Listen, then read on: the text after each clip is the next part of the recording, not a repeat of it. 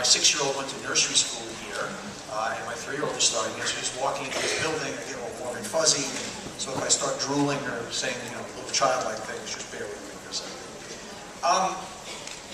I'm really happy to be here, and it's interesting. Over the years, if I think back to my kind of 2.5 decades, almost 3 decades in the business, I age myself, there's been many talks or many things I've invited to over the years as new media emerges as far as what does this mean and where is it going and are the old medias dying?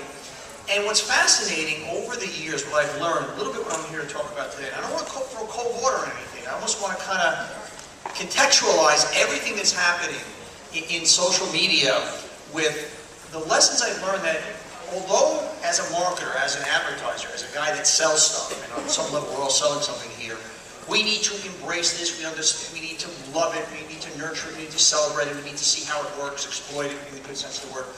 We also have to pay attention to the lessons of the other media, because sometimes the more things change, the more they stay the same, and sometimes what I've noticed over the years is that there's an overreaction to any new medium, and we kind of forget some of the fundamentals of what works in basic communications, in basic selling, in basic proposition of I've got a message for you, I want to tell you something, I want to sell you something.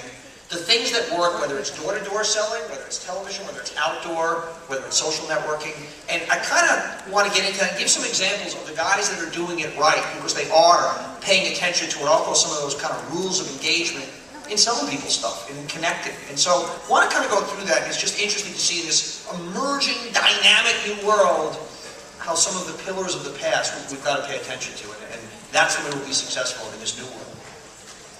The first thing that is so critical to, I don't care if you're an individual or a brand or a business, as you're kind of exploiting the social media, using the social media, is never forget the brand.